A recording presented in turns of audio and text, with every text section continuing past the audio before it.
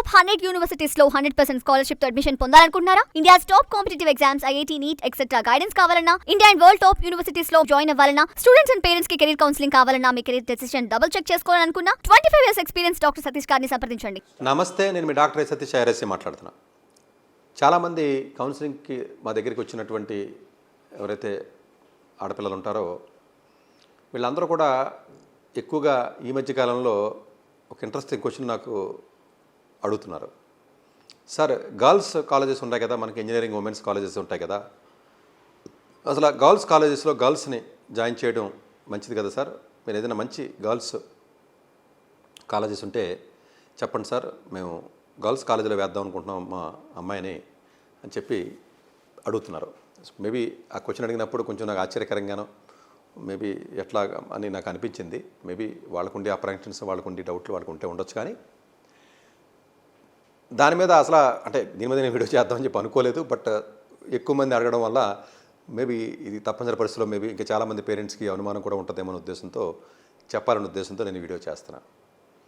యాక్చువల్గా ఎక్స్క్లూసివ్గా గర్ల్స్కి ఎక్కడా కూడా అంటే భారతదేశంలో టాప్ కాలేజెస్ ఎక్కడా కూడా ఎక్స్క్లూసివ్ గర్ల్స్కి భారతదేశంలో ఇప్పటివరకు ఎక్కడా కూడా లేవు. మేబీ ఏదైనా టైర్ 2 కూడా ఉండండి, టైర్ 3 కాలేజెస్ మాత్రమే ఎక్స్క్లూసివ్గా అమ్మాయిలకి జనరల్గా కాలేజెస్ లేకపోతే అలాంటివి ఉంటాయి. సార్, స్కూల్స్ కూడా జనరల్గా పెద్ద అంత బెటర్గా ఉన్న స్కూల్స్ తక్కువ ఉంటాయండి, ఏమన్నా ఉంటే 1-2 ఉంటాయి. బట్ కాలేజెస్ అయితే జనరల్గా ఇంజనీరింగ్ కాలేజెస్ అయితే ఎక్స్క్లూసివ్గా గర్ల్స్ కాలేజీలు ఎక్కడా కూడా ప్రీమియర్ కాలేజీలు కానీ ఈవెన్ టైర్ 2 కాలేజీలు కానీ ఉండవు. ఇవన్నీ ఇప్పుడు నారాయణమ్మ ఇంజనీరింగ్ కాలేజ్ అనో లేకపోతే గాయత్రి వైజాగ్లో ఏదో గర్ల్స్ కాలేజ్ అనో ఏదో చెప్తూ ఉంటారు వచ్చినప్పుడు. జనరల్గా మేబీ వాళ్ళకుండే అప్రహెన్షన్స్, ఇప్పుడున్నటువంటి టెక్నాలజీ, ఇప్పుడున్నటువంటి ట్రెండింగ్, లేకపోతే ఇప్పుడున్నటువంటి బయట ఇబ్బందులు, లేకపోతేనేమో ఆడపిల్లల సేఫ్టీ అనో రకరకాల కారణాల వల్ల డివేట్ అవుతారనో రకరకాల కారణాల వల్ల తల్లిదండ్రులు ఆలోచించడం తప్పైతే లేదు. కానీ ప్రాబబ్లీ గర్ల్స్ కాలేజీలో చదవడం వల్ల మంచిదా కాదా అన్న పాయింట్లోకి వచ్చినట్లయితే మేబీ నా పర్సనల్ ఒపీనియన్ ప్రాబబ్లీ, ఎందుకంటే కొంత ఎమోషనల్గా డిసిషన్ తీసుకుని పేరెంట్ ఆలోచన విధానం ప్రాబబ్లీ ఎగ్జాక్ట్గా అది మేబీ వేరే వాళ్ళకి అది మ్యాచ్ అవ్వాలని లేదు కాబట్టి. బట్ నాకున్న ఎక్స్పీరియన్స్లో నేను అబ్జర్వ్ చేసింది ఏంటంటే చాలా గర్ల్స్ కాలేజెస్కి నేను వెళ్తూ ఉంటాను. ఇవన్నీ వరకు ఎక్కువగా అంటే ఇప్పుడంటే సెమినార్స్ తగ్గించాను రీసెంట్గా. ఈ మధ్యన జేఎన్టీ కాకినాడ లేకపోతే 2-3 కాలేజీల కిట్స్ అని లేకపోతేనేమో ఆదిత్య అని ప్రగతి అని ఈ మధ్యకాలంలో వెళ్ళాను నేను ఒక 1 week బ్యాక్ ఈ వీడియో చేసే టైంకి. బట్ డెఫినెట్గా గర్ల్స్ పర్టికులర్ పర్స్పెక్టివ్లో మనం ఆలోచించినప్పుడు ఏమవుతుందంటేనంటే ఈ గర్ల్స్ ఎక్కువగా బెటికల్గా మంచి మెరిట్ కాలేజీలు బెటర్గా ఉన్న కాలేజీలే లేవు మనకి యాక్చువల్గా భారతదేశంలో ఎక్కడ కూడా. గర్ల్స్ కాలేజీలో జాయిన్ చేయడం అన్నది ఏదైతే ఉంటుందో ఎక్కువగా గర్ల్స్ స్టూడెంట్స్కి ఎక్కువగా లాభం కంటే కూడా నష్టం ఎక్కువ జరిగే అవకాశం ఉంటుందండి. లాభాలు కూడా ఉన్నాయి, బట్ నష్టం ఎక్కువ జరిగే అవకాశం ఉంటాయి. లాభాలు ఏంటి నష్టాలు ఏంటి మనం చూద్దాం. జనరల్గా లాభాలు అనుకున్నప్పటికీ ఓన్లీ గర్ల్స్ ఉంటారు కాబట్టి ఏదైనా క్లబ్స్ ఉన్నా, ఏదైనా ఈవెంట్స్ ఉన్నా, ఏదైనా కాంపిటీషన్స్ ఉన్నా గర్ల్స్ మాత్రమే ఉంటారు కాబట్టి వాళ్ళకి పార్టిసిపేషన్ అవ్వడానికి ఎక్కువగా అవకాశాలు ఉంటాయి కాబట్టి ప్రాబబ్లీ కాంపిటీషన్ తక్కువగా ఉంటుంది. మేల్స్ డామినేటెడ్గా ఉన్నటువంటి కాలేజీల్లో మేల్స్ ఎక్కువగా ఉన్నప్పుడు మేల్స్ ఎక్కువగా జనరల్గానే మెరిట్ కొంచెం ఎక్కువ ఉంటుంది ఆబ్వియస్గా మేల్స్కి కంపారిటివ్లీ. బట్ దీన్ని మళ్ళీ వేరే రకంగా మనం తీసుకోవద్దు. కానీ బట్ నేను ఓవరాల్ పర్సంటేజ్ వచ్చి అలా ఉంది కాబట్టి 20% రిజర్వేషన్ కూడా ఐఐటీస్లో వాటిలో ఇచ్చిన సో రెగ్యులర్గా బాయ్స్తో పాటు ఐఐఎమ్స్లో ఐఐటీస్లో అలా రావట్లేదు. ఈవెన్ ఐఐఎమ్స్లో కూడా రిజర్వేషన్ డైవర్సిటీ ఇచ్చినా కూడా ఐఐఎం కలకటాలో మన 11% ఉన్నారు. సో నేను ఇక్కడేమీ ఆడవాళ్ళని తక్కువ చేయట్లేదు. ఇంకా ఎక్కువగా తల్లిదండ్రులు ఇంకా ట్రెడిషనల్గానే ఆలోచిస్తూ లేకపోతేనేమో కొంత డిఫరెంట్ మైండ్ సెట్ ఉంది కాబట్టి వాళ్ళని ఎంకరేజ్ చేస్తూ చదివించాలి, ఇంకొంచెం ముందుకు వెళ్ళాలని చెప్తున్నాను తప్ప వాళ్ళు చదవట్లేదు, వాళ్ళకి చదువు రాదని కాదు నా ఉద్దేశం. సో కొంచెం బెటర్గా వాళ్ళని కొంచెం ఎంకరేజ్ చేసి ముందుకు వెళ్ళినట్లయితే వారి పర్సంటేజ్ పెరుగుద్ది. సరే, గవర్నమెంట్ రిజర్వేషన్ ఇచ్చింది, తద్వారా వాళ్ళకి బెనిఫిట్ వస్తున్నారు, మంచిది. అందరు ఇళ్లలో ఆడపిల్లలు ఉంటారు కాబట్టి ఇందులో డిస్ప్యూట్ ఏమీ లేదు. డెఫినెట్గా వాళ్ళు కూడా పైకి రావాలి, వాళ్ళకి మంచిదే. సో అది పక్కన పెట్టండి. ప్రతి ఇంట్లోనూ సగం అబ్బాయిలు ఉంటే సగం అమ్మాయిలు ఉంటారు యావరేజ్గా తీసుకున్నట్లయితే భారతదేశం. సో అది పక్కన పెట్టండి, దానికేమి డిస్ప్యూట్ అయితే లేదు. కానీ బట్ జనరల్గానండి ఈ యొక్క గర్ల్స్ కాలేజెస్లో ఉన్నప్పుడు జనరల్గా కాంపిటీషన్ తక్కువ ఉంటుంది కాబట్టి వాళ్ళు ఏదైనా ఈవెంట్స్ చేయాలన్నా, యాక్టివిటీస్ చేయాలన్నా, లేకపోతే లీడర్షిప్ క్వాలిటీస్ అయినా ఇలాంటిది ఏది చేయాలన్నా కూడా క్లబ్స్లో పార్టిసిపేట్ చేయాలన్నా, లేకపోతే సపోర్ట్ ఎన్విరాన్మెంట్ సిస్టమ్ కూడా ఫ్యాకల్టీ కూడా ఎక్కువగా లేడీసే ఉంటారు కాబట్టి కొంత సపోర్టింగ్ సిస్టమ్ కానీ, కొంత ఇంట్రోవర్ట్ పోయి కొంచెం మాట్లాడి మనస్తత్వం కానీ, అమ్మాయిలే కాబట్టి ఎక్కువగా వాళ్ళు సిగ్గుపడకుండా గమ్ముని మాట్లాడతారు ఫ్యాకల్టీతో కానీ, లేకపోతేనేమో వేరే ఉన్న ఫ్రెండ్స్తో కానీ, సీనియర్స్తో కానీ. ఇట్లాంటి స్ట్రాంగ్ ఆలమని అంటే పాత స్టూడెంట్స్ అమ్మాయిలు ఎవరైనా ఉంటే కాలేజ్ కొంత ఫీలింగ్ ఉంటుంది, మా కాలేజ్ అమ్మాయి అని చెప్పి కొంత ఫీలింగ్ ఉంటుంది. ఇలాంటి అడ్వాంటేజెస్ ఉంటాయంటే అడ్వాంటేజెస్ ఉంటాయి. సో ఇందులో ఎలాంటి కన్ఫ్యూజన్ లేదు, ఉంటాయి. సో డెఫినెట్గా ప్లస్ పాయింట్. మైనస్ పాయింట్స్ వచ్చేటప్పటికి ఏంటంటే వీళ్ళు ఫస్ట్ నుంచి ఈ యొక్క జనరల్గా నేరో మైండెడ్నెస్ ఎక్కువ ఉంటుందండి అమ్మాయిలకి.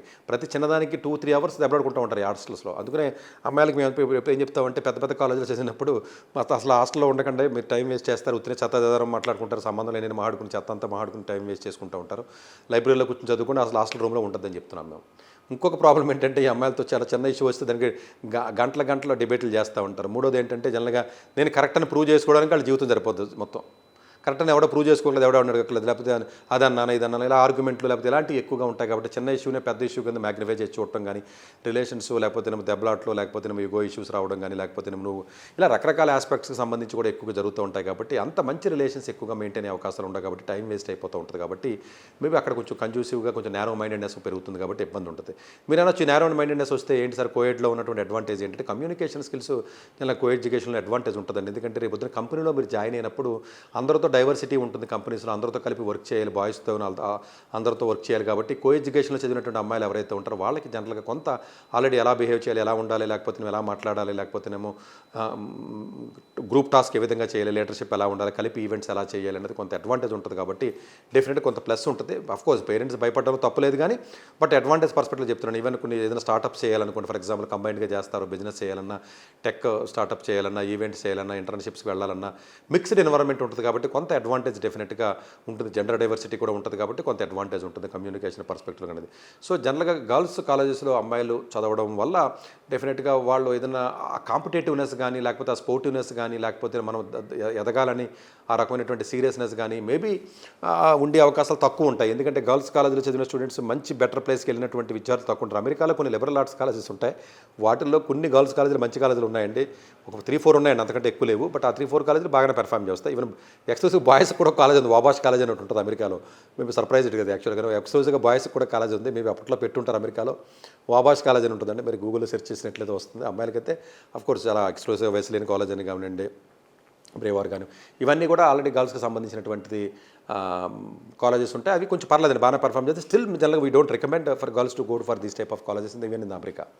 సో ఇండియాలో జనరల్గా ఏంటంటే మేబీ మీకు అదర్ పర్సనల్ రీజన్స్ ఏమన్నా ఉండడం వల్ల కానీ, లేకపోతే మేబీ ఏదైనా different type of emotional and different type of apprehensions, fears అలాంటిది ఏదైనా ఉన్నట్లయితే ప్రాబబ్లీ మీరు ప్రిఫర్ చేయండి తప్ప వీలున్నంత వరకు కూడా కో ఎడ్యుకేషన్ ఉన్న కాలేజీలు అయితేనే ఇప్పుడు ఉన్నటువంటి మార్కెట్ని తట్టుకోవాలన్నట్లయితే ఉండాలి. బట్ ఆడపిల్లలు జాగ్రత్తగా ఉండాలి, ఎలాంటి ఇబ్బందులు ఉండకూడదు. లేకపోతే కొంచెం సేఫ్టీ ఆస్పెక్ట్స్, లేకపోతే ఇంకోటి చాలా ఇబ్బందికరమైన పరిస్థితులు ఉన్నాయి. కలిపి ఉద్యోగాలు చేయడం, కో లివింగ్లు, రూమ్లో ఉండడం, ఇవన్నీ రకరకాల ఇబ్బందులు ఉన్నాయి. ఆ ఇబ్బందులను నేనే తిడతా ఉంటాను, చాలా వీడియోలో నేనే చెప్పాను. బట్ ఆ ఇష్యూస్ ఏవి కూడా దీంట్లో నేను తీసుకురావట్లా. ఎందుకంటే దీన్ని సపరేట్గా నేను మాట్లాడదాం అనుకుని మిగతా ఆస్పెక్ట్స్ని దీన్ని లింక్ చేసి మాట్లాడడానికి నేను ప్రయత్నం చేయట్లా. బట్ ఇన్ జనరల్గా కో ఎడ్యుకేషన్, ఎందుకంటే ఈగో ఇష్యూస్, నేరో మైండెడ్నెస్ ఎక్కువగా అమ్మాయిలకు ఉంటుంది. కాబట్టి ఇంకొంచెం ఇబ్బందికరమైన పరిస్థితి ఉంటుంది. కాబట్టి వాళ్ళు ఎదగడానికి కూడా కొంత రిస్ట్రిక్షన్ ఉంటుందంటే ఉండే అవకాశం ఉంటుంది. అలాగే ఫ్యాకల్టీ కూడా ఓన్లీ గర్ల్సే ఉంటారు, లేడీసే ఉంటారు. బట్ వాళ్ళని ఏం తక్కువ చేసి మాట్లాడలేదు కానీ బట్ కొంత ఏదన్నా different type of co-ed atmosphere better. అలాగే ఎంసెట్ కాలేజీల్లో పెద్ద కో ఎడ్యుకేషన్లోకి వెళ్ళటం కంటే అమ్మాయిల కాలేజీకి వెళ్తాం బెటర్ అంటే ఎస్ బెటర్.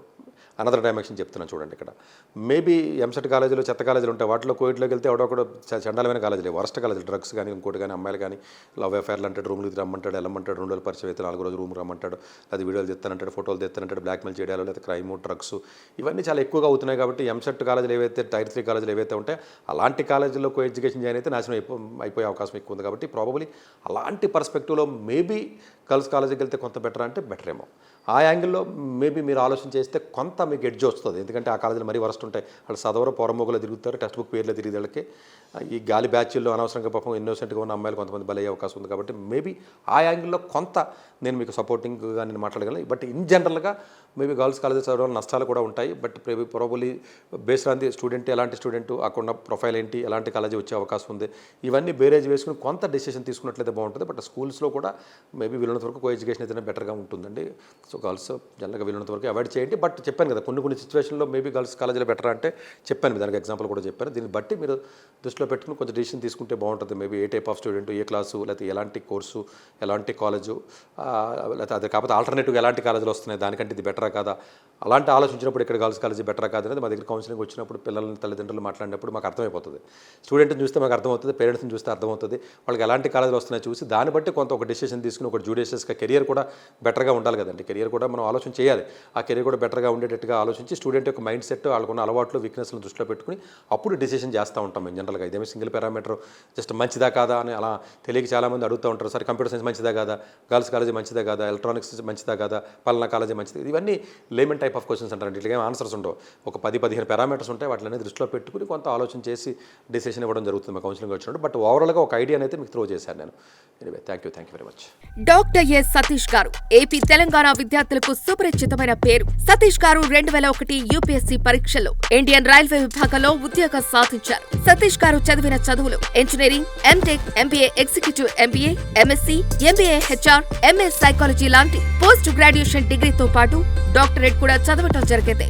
సతీష్ గారు నిరంతర విద్యార్థి. అలాగే సతీష్ గారు పలు ప్రతిష్టాత్మక కాంపిటేటివ్ పరీక్షలో యూపీఎస్సీ నిర్వహించే సివిల్ సర్వీస్ పరీక్షలో 179వ ర్యాంక్, అలాగే ఇంజనీరింగ్ సర్వీస్ లో 24వ ర్యాంక్, గేట్ ఎగ్జామ్ లో 4వ ర్యాంక్, క్యాట్ ఎగ్జామ్ లో 99.8%, జిమాట్ 76 స్కోర్, ఇలా పలు కాంపిటేటివ్ ఎగ్జామ్స్ లో మొదటి ప్రయత్నంలోనే ఎన్నో ర్యాంకులు సాధించారు. ఎన్ని క్వాలిఫికేషన్ డిఫరెంట్ పరీక్షలు ర్యాంకులు సాధించిన వ్యక్తులు మన ఇండియాలో చాలా అరుదనే చెప్పాలి. ఇలాంటి అకాడమిక్ లో పరంగా, కాంపిటేటివ్ పరంగా ఎన్ని ర్యాంకులు సాధించడంతో పాటుగా గవర్నమెంట్ ఉద్యోగం చేస్తూ పలు అవార్డులు తీసుకున్నారు. సతీష్ గారికి జోనల్ లెవెల్లో general manager award, all India లెవెల్లో నేషనల్ లైఫ్ టైమ్ అచీవ్మెంట్ గుర్తింపు దక్కాయి.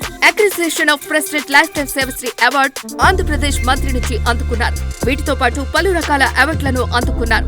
ఎన్నో ప్రతిష్టాత్మక ఆర్గనైజర్స్ పర్మనెంట్ మెంబర్ గా ఉన్నారు. కష్టపడి పైకి వచ్చిన వ్యక్తి కావటం వల్ల గత 20 సంవత్సరాల నుంచి ఎంతో మంది చిన్నపిల్లల దగ్గర నుంచి 5-6 తరగతుల విద్యార్థుల నుంచి పెద్ద పీజీ పిహెచ్డీ కాలేజీలకు వెళుతూ విద్యార్థులకు అవగాహన కల్పిస్తుంటారు.